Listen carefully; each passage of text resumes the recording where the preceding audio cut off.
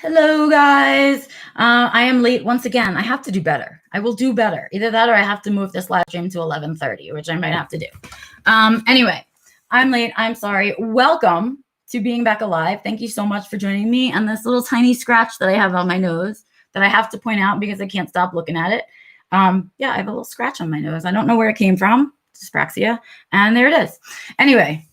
So you guys, welcome to Being Back Alive. This is my live stream where I spend some time talking about what it's like to be an autistic adult right now. Oh, maybe Cat, Joe, you're right. They do sleep on my head. Maybe Cat.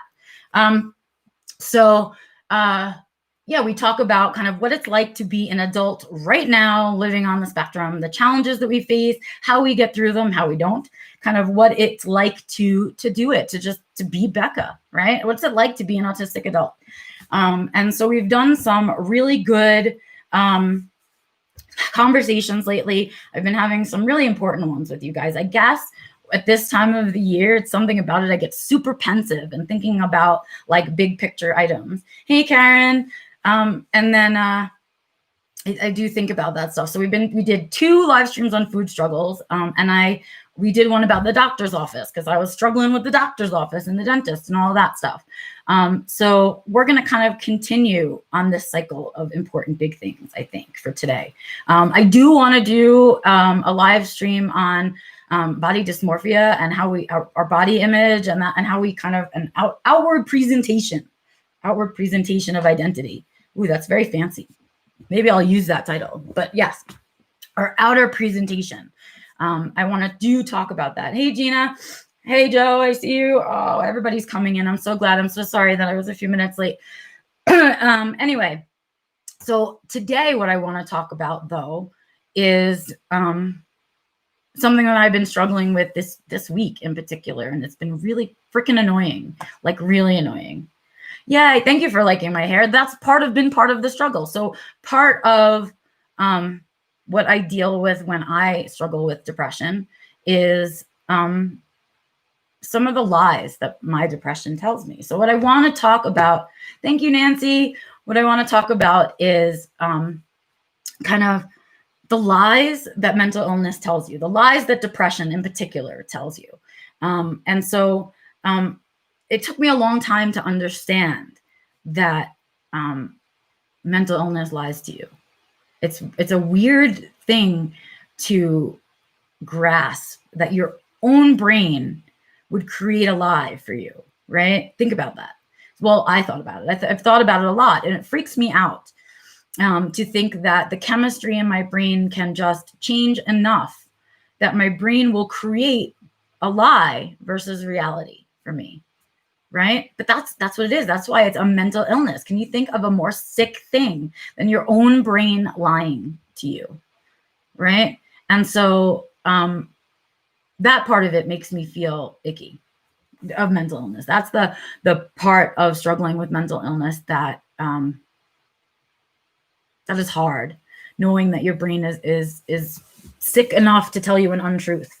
And it makes you question your reality a lot. It makes you feel insecure sometimes, and it makes you feel unempowered a lot. So I talk about autism on this channel often, but autism isn't my biggest challenge. Yes, I'm autistic. Yes, it's a disability. Yes, I've had it my whole life. Yes, I found out very late. Yes to all of those things. But what came along with having undiagnosed autism is some pretty messed up mental illness, right? I have major depressive disorder. I have major anxiety disorder. And, it's uncomfortable. I have other things too, but they're not big enough to give a diagnosis to. One of those struggles we'll talk about when we talk about body image. It'll be super fun. But I want to talk about the reality that I live with, which is that on most days, I am challenged by my mental illness. Most days I am challenged by my depression. And some days I'm challenged by my depression and my anxiety, and that's a blast. But that is not my autism, right? Autism has its challenges. It also has its benefits. I mean, we maybe don't spend enough time talking about the benefits, but having a mental illness on top of autism is a different story. Okay. It's just it's a whole other piece to the puzzle. And at this time of year, I feel it the most. So I mean, there's like no escaping the heaviness of the depression and the way that it lies. So that's what I wanted to talk about today, because I realized yesterday and the day before my depression felt really strong. It felt really healthy. It felt hearty depression for the last couple of days. And I was starting to believe the lies of my depression. And I realized that I am still absolutely susceptible to believing the lies. And so and they're specific, right? We each, our mental illness lies to us in its own particular way. Just like we all have our own brand of autism, we all have our own brand of mental illness. So my depression lies to me in ways only my depression would lie to me, not how your depression will lie to you, right? So my depression likes to sneak in a few ways. It usually begins with a feeling of imposter syndrome. Like I don't belong here, like I'm a fake, like everyone's gonna know, like I'm not really useful on this planet, like I don't really have a purpose and I'm not serving a purpose. Those are the beginning lies that my depression tells me. That's the start. And then it goes on to tell me how I'm not good at anything. My depression likes to tell me how I fail at a lot of things, how I make a lot of mistakes. My depression likes to tell me that I'll never be good at anything, that I should just stop now, right? And it initiates a conversation in my head that sounds like this. I don't give a shit. I don't care. What do I care? I don't care anymore. I can't care anymore. I can't care anymore. And that's the conversation that begins with a depression. What usually follows those kinds of thoughts and feelings is usually a lot of I'm ugly. It gets visceral, right? Like, so ugly, why do I even bother to get a haircut or get my hair done? I'm so ugly, why do I care whether I wear makeup or not? I'm so ugly, what does this matter? This stupid thing on my nose.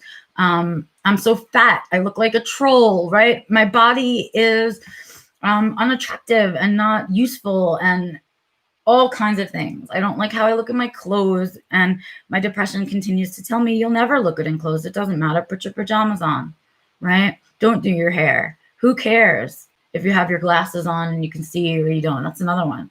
I don't want to see anymore. That happens to me often. I don't want to see anything anymore, and so I'll take my glasses off.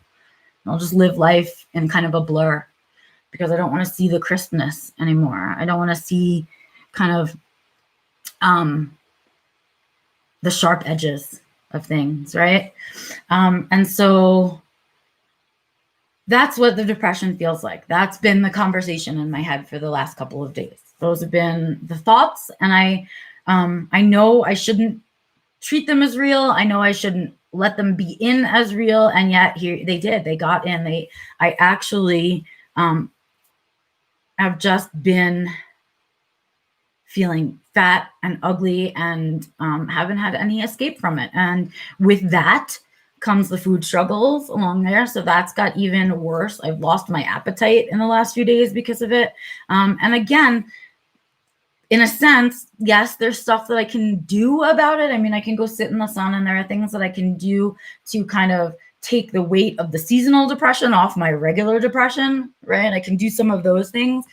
But the fact is that now my brain chemistry has been changed by these traumas that I've had, this lifetime of not knowing I was autistic, having my reality invalidated, and then on top of it, having lived with untreated depression and anxiety for a very, very long time.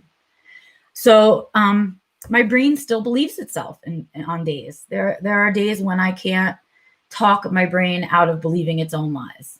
And so I don't know if your brain tells you similar lies when your depression kind of upticks. I don't know if it tells you different lies, but I do know that it lies. I do know that when the depression lifts, when the anxiety lifts, those feelings of insecurity, of not being good enough, of imposter syndrome, of being ugly and fat and useless. I can't believe I'm saying these words out loud because they actually like viscerally feel right now. That is how I'm feeling in this moment as I'm saying them out loud to you. And so it's painful and it's uncomfortable. And there are some things that I can do about it, and I can reprogram my brain, and I can, remind myself that depression lies to me, and I can do all of the things, but there will be days when I just can't, when I can't see them as the lies that they are, when I see them as truths, when I think that my depression is a truth teller. And often when I get into the space that I believe my depression, anxiety thinks it's a beautiful opening. It's like, come here. Oh, right. And so with that, in the last 2 days, I've had a huge uptick in my anxiety, and like paranoid anxiety, like anxiety about things that don't have direct impact on my life, that I would normally, when I'm feeling mentally healthy, say, why are you even wasting your time thinking about this right now? Right. But that's sort of upticking the whole thing. And so that's what I've been dealing with. That's what I've been struggling with, is this sort of this inner conversation of the lies that depression has been telling me. And now the lies that anxiety will choose to tell me, which should be interesting, right? I mean, they glean onto each other. And so right now, my guess is, right, and this is all about studying my own patterns, you guys, by the way. This is just about studying my own personal patterns, and you can do it too and learn this stuff about yourself, right? And learn your triggers and learn what's kind of going on for you, right? Because even though I'm believing those lies right now and they feel like truth to me right now,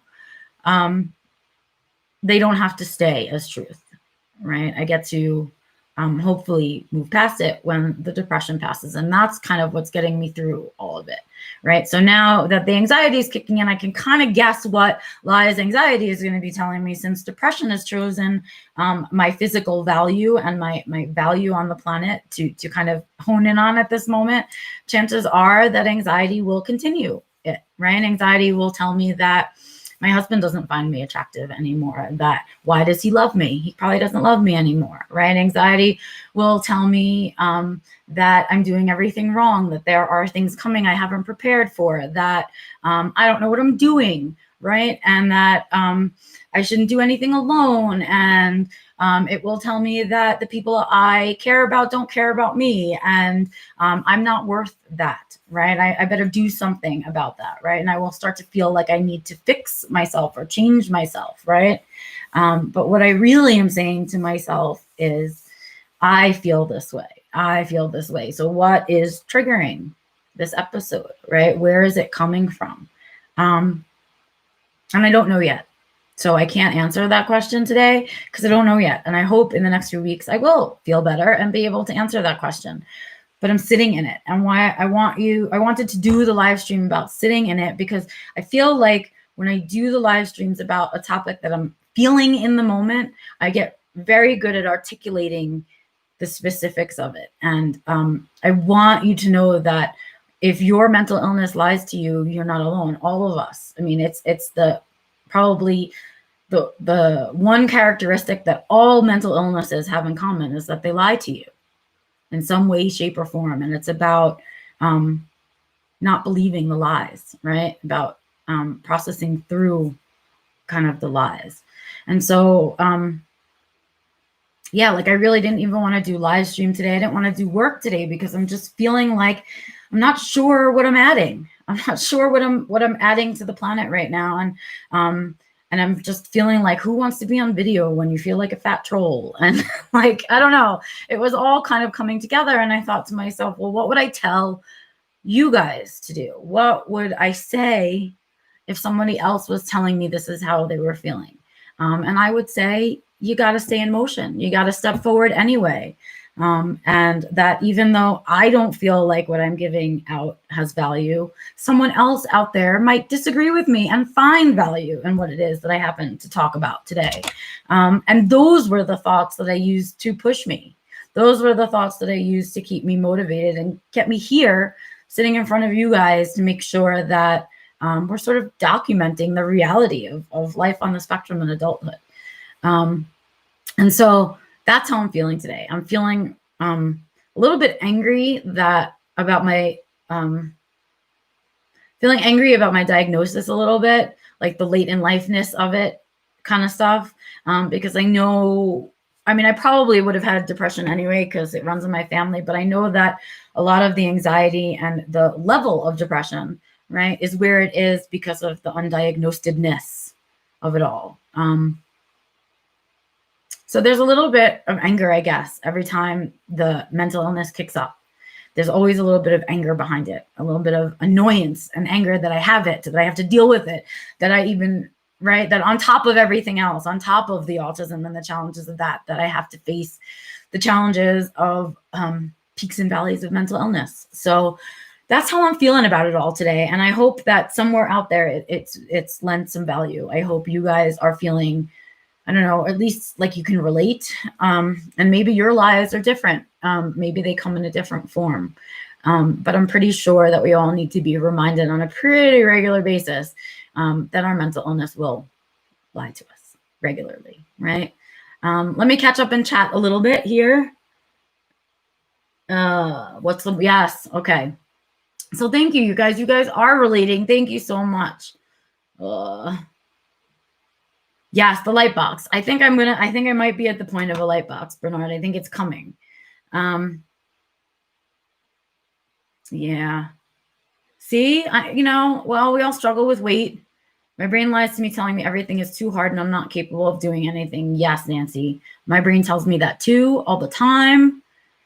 Oh, I'm so glad. Thank you for saying it's valuable, Bernard. I'm glad somebody's finding it valuable because I just, struggling on alone sucks. But when you can share the struggle with someone else and either glean some advice from them about how they get through it or just feel so like less alone in all of it because it's so isolating. All of it is just so isolating because the thoughts are just in here, and there's no anything out here. It's just here. And so it can be really isolating. Thank you, Karen. Thank you, Bernard. Thank you so much, you guys. I do appreciate the encouragement because sometimes there are days when I being vulnerable like this feels too raw, like it's almost too vulnerable. And I know that doesn't exist because I know when other people are vulnerable about stuff I care about, it means something to me. And so, and I appreciate other people's vulnerability. And so I give back mine. So just know that on like a day like today, is a bad day for me. We all have our bad days, right? And today I'm having a bad day, and this is the shape that my bad day is taking. It's taking the shape of depression and the lies that depression tells me. And so that's where I'm at. And I wanted to share with you guys that I didn't want to come on and I don't know, mask and be happy. Yeah. Hi guys. Welcome back to Being Back Alive. I can be happy today. No problem. Right? Why? What purpose would that serve? If you guys don't know that I have bad days too, why would you listen to my advice? If I wasn't getting through my bad days, there's no reason for you to listen to my advice. And so I come to you today with this really unthought out, really raw and vulnerable kind of topic about how I'm feeling today and why I'm feeling that way. And it's because my brain is lying to me right now. And I just need to push through because it will pass, right? And I need to be kind to myself. This is me telling you to be kind to yourself today because it's a tough day. And if you guys are having a tough day today, for whatever your reason, you be kind to yourselves too. I want to lead by that example as well. Let's see. Who else? Ross. I have it similar. It's amazing how rotten we can be to ourselves. Thank you so much. Thank you. I'm so glad you found me, Ross. Welcome. Welcome to Being Back Alive. I hope you'll join us on Sundays for Growing Gratitude. Yes, vulnerability, Bernard, does enable healing. Absolutely. And I have learned that, right? And so I've done that in my life. And this is just like a whole other level of being vulnerable. It's different. It's being publicly vulnerable. And that's really scary sometimes and on some days, especially on the crap days where you have a thing on your nose and that's all I can think about because I feel so freaking ugly and fat right now. So that's the truth, right? That's my reality. That's the that's what's going on for me today. And that has almost nothing to do with my autism.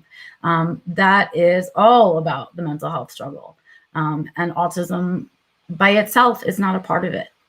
It's the living with the stigma and stereotypes from everybody else that causes the mental illness that comes with the autism. And so they live really separately for me.